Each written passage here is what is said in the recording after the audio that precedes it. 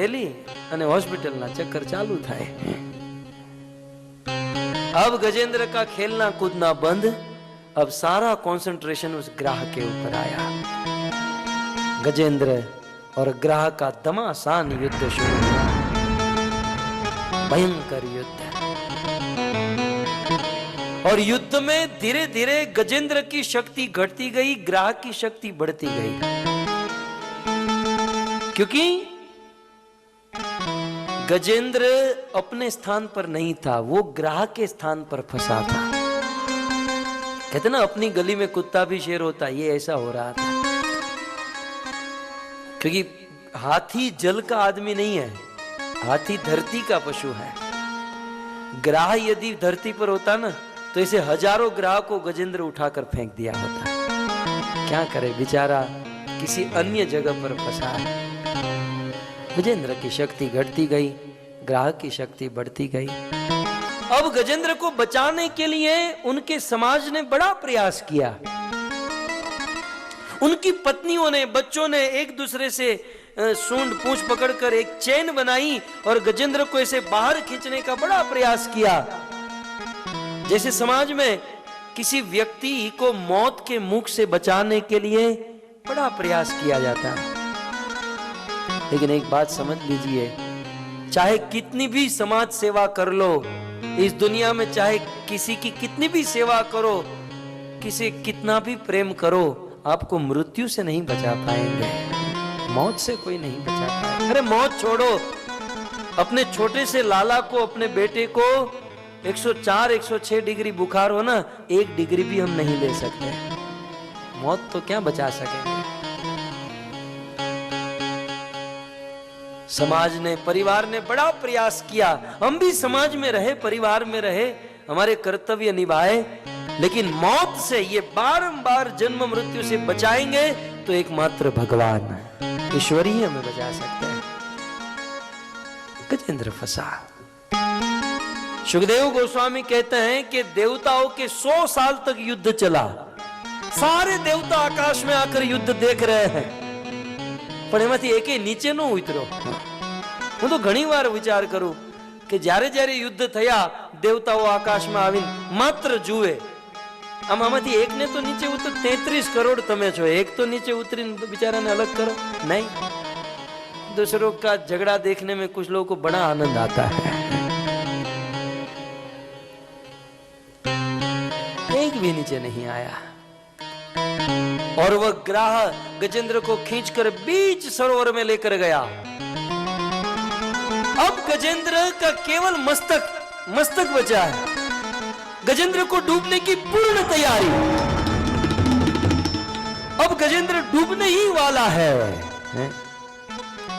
एक घड़ी बची है, लेकिन उस डूबते समय सुखदेव गोस्वामी कहते हैं कि पूर्व जन्म में याद किया हुआ स्त्रोत गजेंद्र को स्मरण हो गया।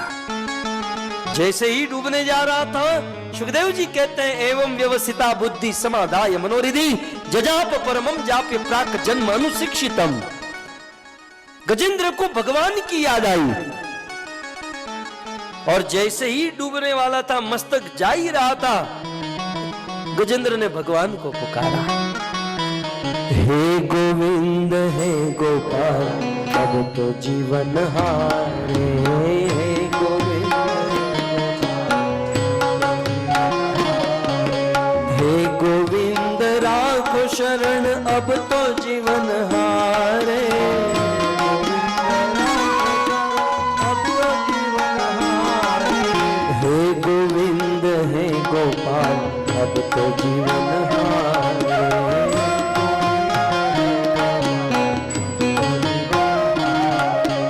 गजेंद्र ने भगवान को पुकारा, हे गोविंद हे गोपाल। सूरदास की रचना है ये। गजेंद्र ने कहा, हे गोविंद हे गोपाल, बचाओ मुझे बचाओ। मानो भगवान कहे, गजेंद्र क्या हुआ, हुआ क्या? गजेंद्र कहता है, नीर पीवन है तो गयो सिंधु के किनारे,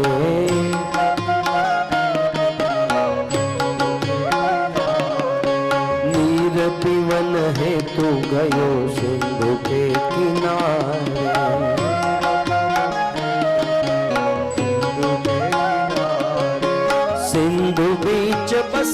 तेरा चरण तरी पछारे।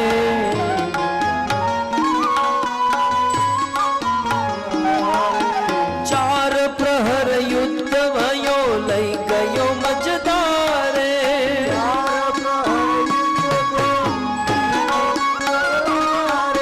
चार प्रहर युद्ध भयो लई गयो मझधारे।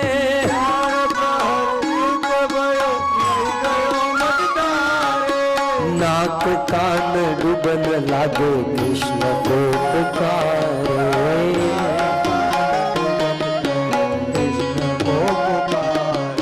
नाक कान डूबन लागे कृष्ण को पुकारे। नाक कान डूबन कृष्ण को पुकारे। द्वारिका में शब्द गयो शोर भयो बारे।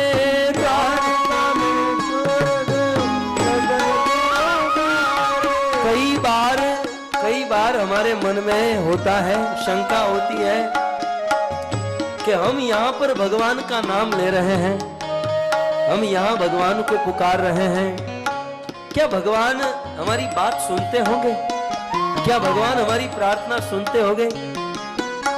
एक हाथी की बात जब भगवान सुन लिए तो क्या मनुष्य की बात नहीं सुन सकते? एक हाथी ने पुकारा है, हाथी ने पुकारा, हे गोविंद हे गोपाल। सूरदास जी लिखते हैं कि गजेंद्र का वह शब्द ये पृथ्वी लोक, जन लोक, महरलोक, स्वर्ग लोक, तप लोक, सिद्ध लोक, ब्रह्मांड को भेद कर वैकुंठ में पहुंचा। द्वारिका में शब्द गयो शोर भयो बारे।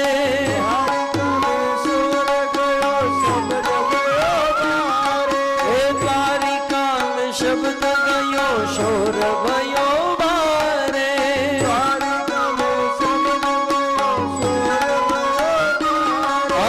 शंख चक्र गदा सुधारे। शंख चक्र गदा।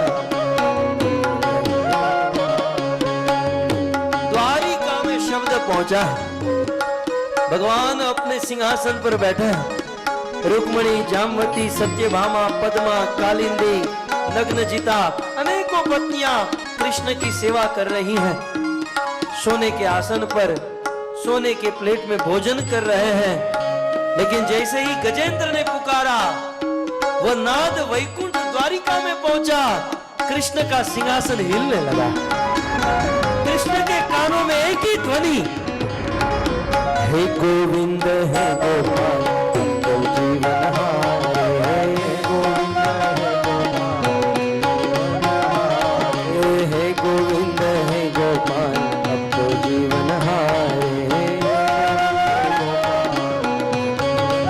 के कान में एक ही ध्वनि है, गोविंद है गोपाल, मेरे जीवन को बचाओ।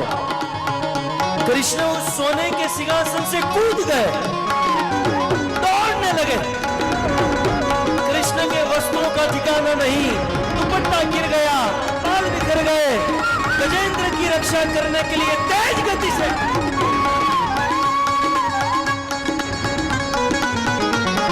हे गोविंद है गोपाल अब तो जीवन हारे। हे गोविंद है गोपाल अब तो जीवन हारे। भगवान कृष्ण गजेंद्र की रक्षा करने के लिए दौड़ पड़े। गरुड़ जी ने कहा कि प्रभु आप मेरी पीठ पर बैठ जाओ, तुरंत पहुंचा दूंगा आपको। भगवान विष्णु गरुड़ पर बैठे। गरुड़ मन की गति से उड़ता है। मैं यहां से बोलूं अमेरिका, स्टैच्यू ऑफ लिबर्टी में अमेरिका पहुंच गया, इतनी तेज गति। लेकिन आज गजेंद्र की रक्षा करने के लिए कृष्ण को गरुड़ की गति मंद लगने लगी।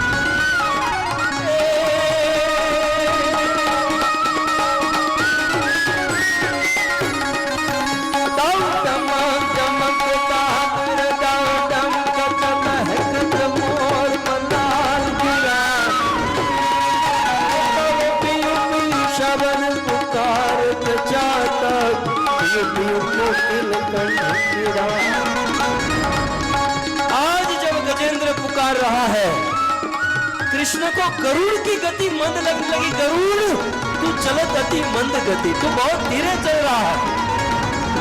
और भगवान विष्णु गरुड़ को छोड़ दिए और गरुड़ के ऊपर से कूद गए। सब बाला रूप रसाला, सब बाला रूप रसाला करी पे हाला,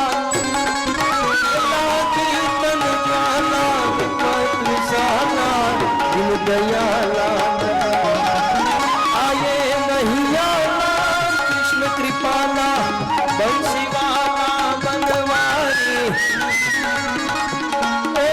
सुखकारी मित्र मुरारी, गए विसारी गिरधारी हे कृष्ण जल्दी आइए, मैं मरने जा रहा हूं।